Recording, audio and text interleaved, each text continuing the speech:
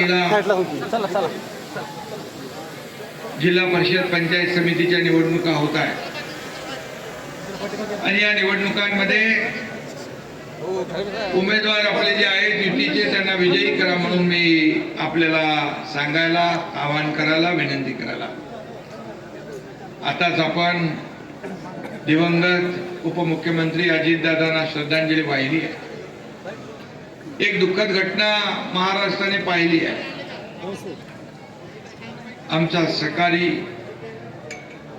अतिशय सडेतोड स्पष्ट वक्ता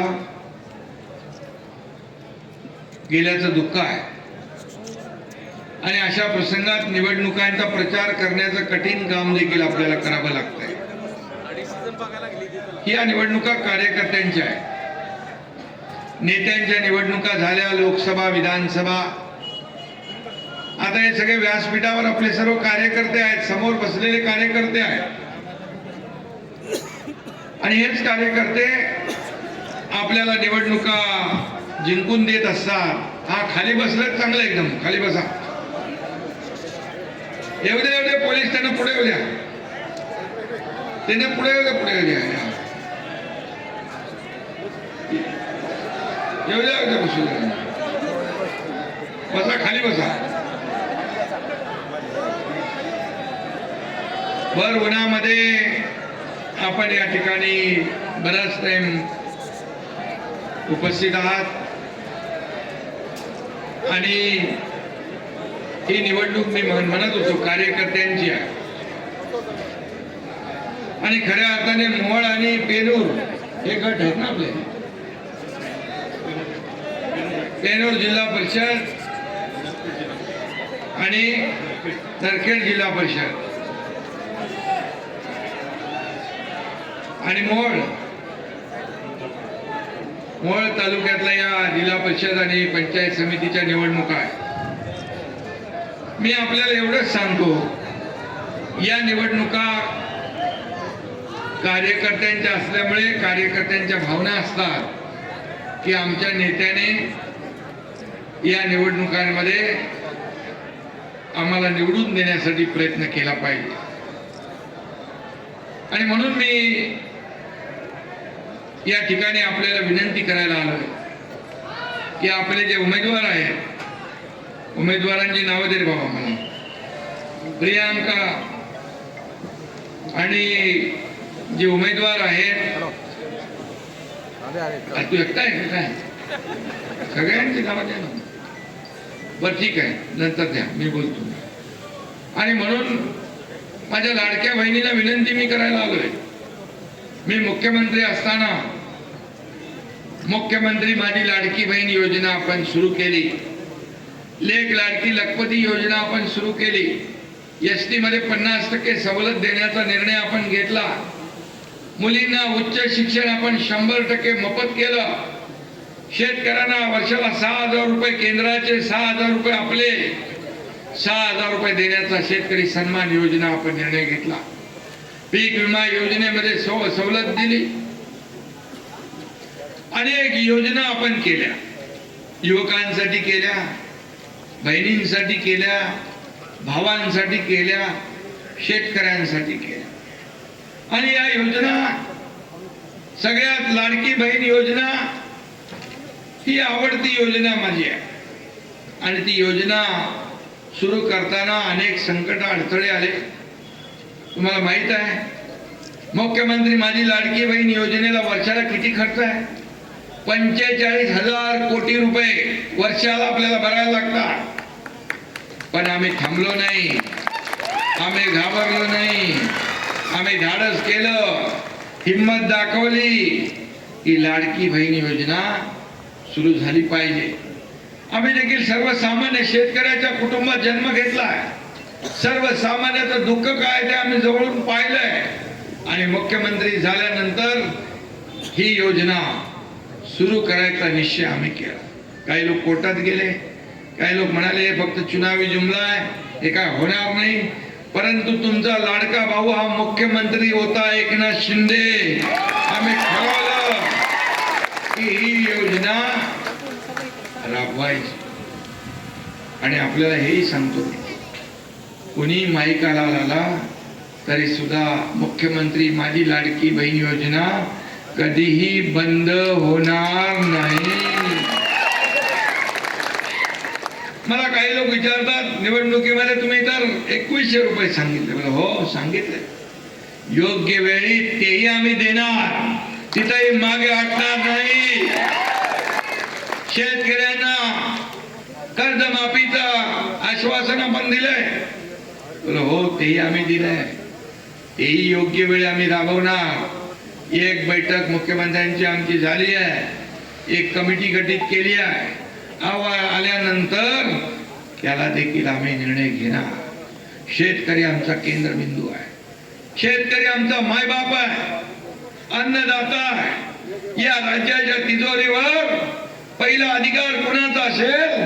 त्या महाराष्ट्रातल्या शेतकऱ्याचा, माझ्या लाडक्या बहिणींचा. हे काय आम्ही जे करतोय हे सर्वसामान्य लोकांच्या आयुष्यामध्ये बदल घडला पाहिजे. कितीतरी लाडक्या बहिणी एकत्र येऊन छोटा मोठा व्यवसाय करतात. काही लोक आपल्या प्रपंचाला आधार देतात, काही लोक आपल्या मुलाबाळांच्या फिया भरतात, काही लोक औषधोपचार करतात. कितीतरी अशा सक्सेस स्टोरी आहेत की मुख्यमंत्री माझी लाडकी बहीण योजना यशस्वी झाली आणि तेच त्यांचं पोटदुखी आहे, तेच त्यांची जळजळ मळमळ आहे. अरे तुम्ही तर 1 रुपया दिला नाही, अतिवृष्टी झाली, पाणी गेलं, सगळ्या शेतकऱ्यांच्या शेतीचं नुकसान झालं, काही नाही दिलं. पण आम्ही 32,000 कोटीचं पॅकेज सरकारने दिलं. शेतकऱ्याच्या मागे उभे राहिलो तेव्हा आम्ही सांगितलं शेतकऱ्याची दिवाळी काळी होऊ देणार नाही. त्याप्रमाणे आम्ही मदत केली आणि म्हणून आम्ही देणारे आहोत, आम्ही घेणारे नाही. या एकनाथ शिंदेने 2.5 वर्षामध्ये पायाला भिंगरी लावून संपूर्ण महाराष्ट्र फिरला, बांधावर गेला, शेतावर गेला, जिथं आपत्ती संकट आलं तिथे एकनाथ शिंदे पोहोचला. आणि म्हणून मला पद येतात जातात पुन्हा येतात, पण मला जी महाराष्ट्राने ओळख दिली, या महाराष्ट्रातल्या करोडो लाडक्या बहिणींचा लाडका भाऊ, ही सगळ्यात मोठी ओळख आहे, सगळ्या पदांपेक्षा मोठी ओळख. आणि म्हणून मला समाधान आहे, आनंद आहे. जिथं महाराष्ट्रामध्ये जातो ते माझ्या लाडक्या बहिणी आशीर्वाद द्यायला उभ्या असतात, त्यांच्या चेहऱ्यावरचा भाव मी बघतो. माझे लाडके भाऊ शेतकरी उभे असतात, त्यांच्या चेहऱ्यावरचा भाव मी बघतो. एक प्रेम, एक जिव्हाळा, आपुलकी जाणवते. हेच ती कमाई आमची, हीच पुण्याई आहे. अरे किती पैसे कमवले, किती प्रॉपर्ट्या कमवल्या कोण बघायला जात नाही, पण किती माणसं कमवली, किती माणसांचं प्रेम कमवलं हे महत्वाचं आहे. ते कमवायचं काम आम्ही करतोय, ही आमची पुण्याई आहे.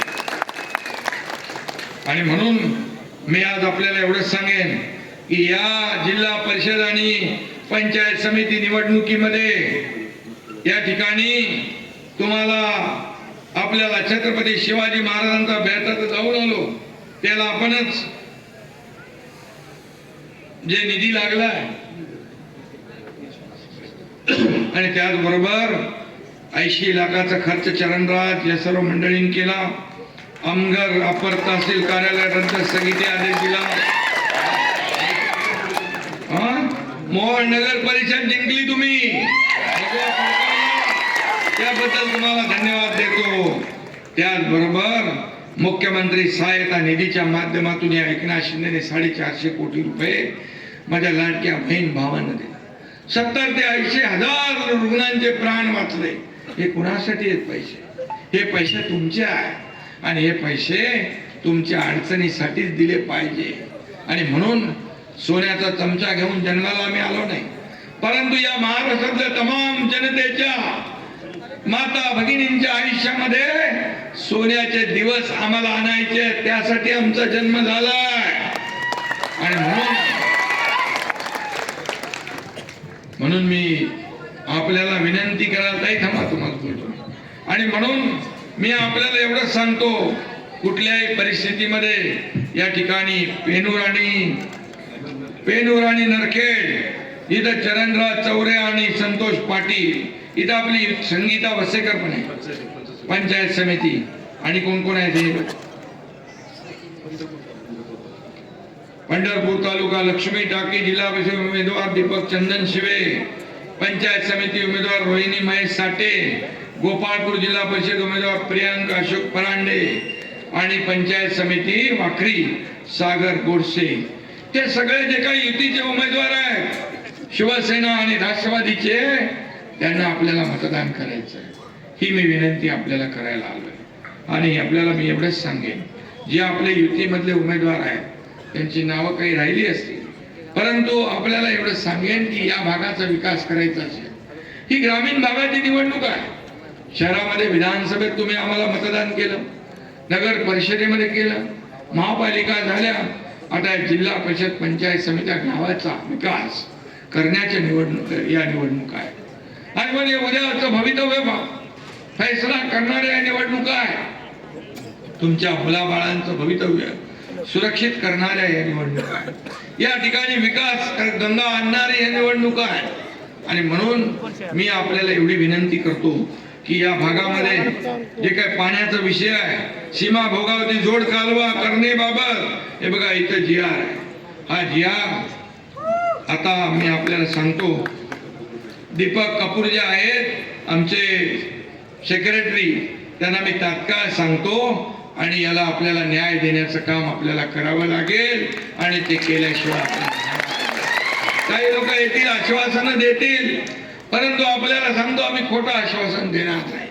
आता निवडणुकांमध्ये येतील, लाडक्या बहिणी भावांना काय काय सांगतील, पण मी आपल्याला सांगतो, या भावाने आपल्या सरकारने हे फक्त भाऊबीज आणि दिवाळी नाही किंवा निवडणुकांपुरती ओवाळणी नाही, तुम्हाला दर महिन्याला कायमस्वरूपी तुमच्या खात्यात जमा होणारी ओवाळणी या भावाने दिलेली आहे आणि ती कधी बंद होणार नाही. आणि म्हणून माझी विनंती आपल्याला की या निवडणुकांमध्ये जे उमेदवार आपले आहेत या सगळ्यांना मतदान करा. 7 तारखेला या ठिकाणी जे आपल्या स्वाती दीपक गवळी, संगीता वसेकर जिल्हा परिषद, आणि चरण चौरे घेतलं तुझं नाव, संतोष पाटील,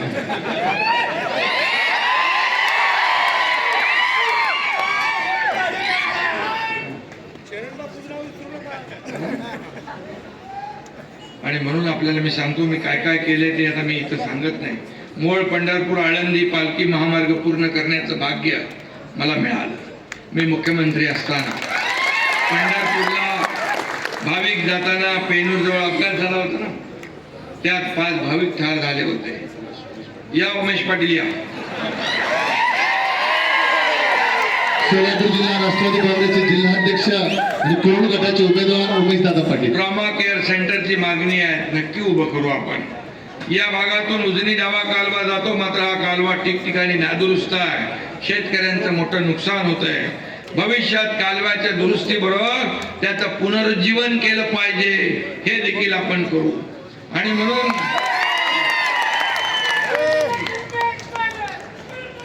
मोहोळ तालुक्यामध्ये जे जे काय आवश्यक आहे ते या ठिकाणी केलं जाईल.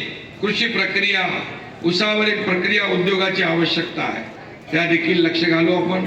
त्याचबरोबर राहुरी कृषी विद्यापीठाशी निगडीत कृषी विज्ञान केंद्र मोहोळला आहे, मात्र त्याचं काम राजू बरोबर चालत नाही का?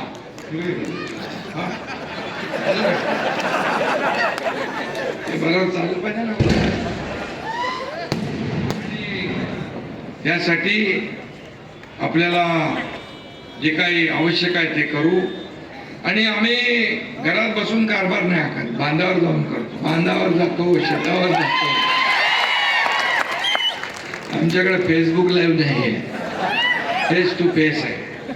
आणि त्यासाठी मी आपल्याला वडवळ, नागनाथ, मंगळवेढा, माळशिरस यासारखे 41 तीर्थस्थळांच्या विकासासाठी 87 कोटी आपण मंजूर केले. अक्कलकोट तीर्थक्षेत्र योजना आहे, त्याला देखील दिली आहे. आणि त्याचबरोबर प्रधानमंत्री सडक योजना 273 किलोमीटरचे रस्ते, पूल यासाठी 77 कोटी मंजूर केलेले आहेत. खड्डेमुक्त रस्त्यासाठी जिल्हा परिषद मार्फत 141 रस्ते, पुलांच्या दुरुस्तीची कामं आपण हाती घेतलेली आहेत. अशी अनेक कामं आपण हाती घेतलेली आहेत. आणि म्हणून मी आपल्याला एवढंच सांगतो, मोहोळ तालुक्याला विकासासाठी निधी कमी पडू देणार नाही. कोणी काही लोक सांगत असतील, पण काही चिंता करू नका. अरे बाबा, मी उपमुख्यमंत्री आहे.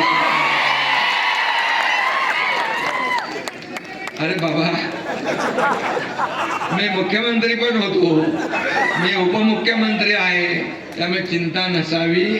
पैसे विकासाला मिळतील, कुठेही डावं उजवं केलं जाणार नाही. आणि म्हणून जी काही कामं असतील ती करण्याचं या ठिकाणी मी शब्द देतो. आणि आपल्याला माझी विनंती आहे की नरखेड गटामध्ये ज्योत्स्ना पाटील ही आपल्या उमेदवार नाही,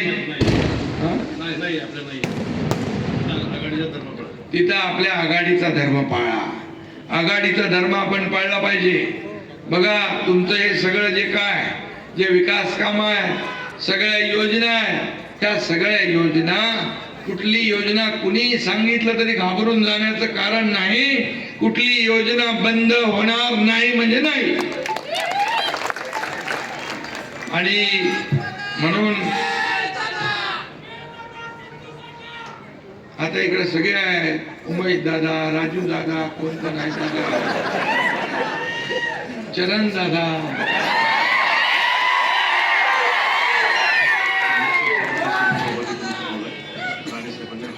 50 वर्षापासून सीना भोगवती जोड कालवा जो राणे साहेबांपासूनचा आहे, नारायण राणे साहेबांचा पाठपुरावा करता आपण. मी आपल्याला शब्द दिला या ठिकाणी तत्काळ. आणि राजू खरे आमदार आपले कपूरजींना भेटले, आता कापूर लवकर बरोबर पेटवायला म्हणजे उद्घाटन ते मार्गी लावू. आणि म्हणून मी आपल्याला सगळ्यांना विनंती करतो की आपण येत्या 7 तारखेला काय रे बाबा, आणि काय नाही इथं कोण दादागिरी करतो काय, कोण नाही ना. अरे बाबा, एक लक्षात घ्या, जनतेसमोर कोण आहे का? जनता जनार्दन सर्व आहे. इथं मालक कुणी नाहीये, मालक ही जनता आहे आणि सेवक आहे.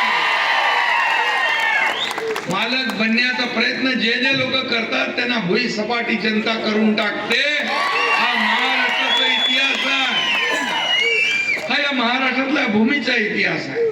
म्हणून मी मुख्यमंत्री होतो तेव्हाही कार्यकर्ता म्हणूनच काम करत होतो, आजही कार्यकर्ता म्हणून काम करतोय, उद्याही कार्यकर्ता म्हणूनच काम करणार आहे. आणि त्यामुळे पोलीस बांधव इकडे आहेत आपले, कायदा सुव्यवस्था नीट ठेवा. निवडणुका तर येतील जातील, परंतु आपल्या कुठल्याही परिस्थितीमध्ये कायदा सुव्यवस्था अबाधित राहिली पाहिजे. जनतेचा पोलिसांवर असलेला विश्वास वाढला पाहिजे, ही जबाबदारी आपल्या पोलीस डिपार्टमेंटची आहे. आणि म्हणून सत्ता काय येते जाते, माणसं बदलत जातात, पण अधिकारी तिकडेच असतात. त्यामुळे अधिकाऱ्याला चिंता करायची काय तुम्हाला गरज नाही.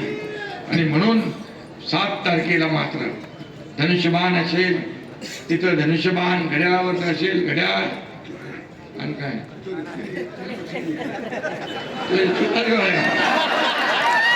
राजी तुतारगाव त्याने बरोबर तुतारी वाजवलेली आहे. पण ते आता धनुष्यबाण, अरे धनुष्यबाण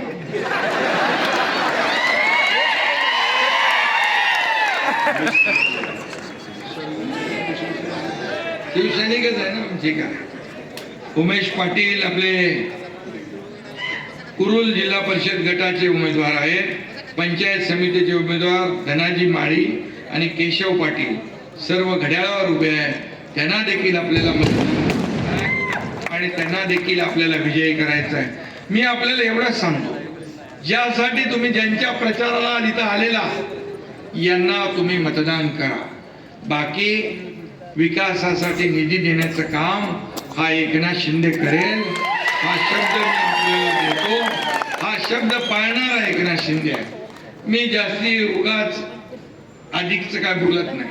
तुम्हाला माहित आहे ना, 2022ला या महाराष्ट्रामध्ये पाहिलं ना आपण, क्रांती घडवली ना आपण, सर्वसामान्यांच्या मनातलं सरकार आणलं की नाही. एकनाथ शिंदेच्या मागं 50 आमदार उभे राहिले विश्वासामुळे. एक शब्द कमिटमेंट पाळणारा कार्यकर्ता नेता म्हणून एकनाथ शिंदेची ओळख आहे. त्यामुळे मी तुम्हाला जे जे इथं बोललोय त्यातला एकही शब्द खोटा होणार नाही, हा शब्द तुम्हाला मी देऊन जातोय. फक्त निवडणुकांमध्ये मतदानाच्या दिवशी योग्य पद्धतीने मतदान करा आणि या आपल्या आघाडीला आपण निवडून द्या. नितीन निळे, पंढरपूर तालुक्यातले नितीन निळे, कोकरापूर नितीन निळे हे आपले उमेदवार आहेत. त्यांनाही देखील आपले राजूची तुतारी आहे, त्यांना पण. अरे चरणराज तुझं काय करू, चरणराज चौरे जिल्हा नियोजन सदस्य आणि काय, हा अरे विहिरी फोडून फोडून इथपर्यंत आला तर मेहनत करतो म्हणून आला नाही. आणि म्हणून मी आपल्या सगळ्यांना मनापासून या ठिकाणी, मला आणखी एक सभा आहे पंढरपूर टाकळी जिल्हा परिषद गट, दीपक जालिंदर, चंदन शिवे आणि रोहिणी महेश साठे टाकळी पंचायत समिती गण, दोघांच्या निशाणे धनुष्यबाण. धनुष्यबाणासमोरचं पण बटन दाबा आणि आपल्याला या उमेदवारांना विजय करा. कुठे आहे ते, घेतलं नाव? अरे आता सगळे नाव घेतले, डबल घेतले तर विसरतील लोक. तुम्ही काही लक्षात ठेवू नका, फक्त निशाणी लक्षात ठेवा, बाकी काही ठेवू नका बस. आणि एवढं 7 तारखेला तुम्ही महायुतीला मत म्हणजे विकासाला मत, महायुतीला मत म्हणतो. तुमच्या गावाचा विकास झाला पाहिजे. तुम्हाला या भागामध्ये पाणी, रस्ते, दिवाबत्ती, ज्या ज्या काही सोयी सुविधा आहेत त्या मिळाल्या पाहिजे. ग्रामीण भागाचा विकास जिल्हा परिषद आणि पंचायत समितीच्या माध्यमातून होत असतो. आणि म्हणून या निवडणुका फार महत्वाच्या आहे. फक्त मतदान करण्यापुरती मर्यादित नाही, तर उद्याचा तुमचा भवितव्य घडवणाऱ्या निवडणुका आहे. मुलाबाळांचं भवितव्य घडवायच्या निवडणुका आहे. हा तुमच्या भविष्याचा फैसला घडवणाऱ्या निवडणुका आहे. आणि म्हणून सगळ्यांनी 7 तारखेला बरोबर मतदान करा आणि आपल्या सर्व उमेदवारांना विजयी करा, एवढीच विनंती आपल्याला करतो. धन्यवाद. जय हिंद, जय महाराष्ट्र.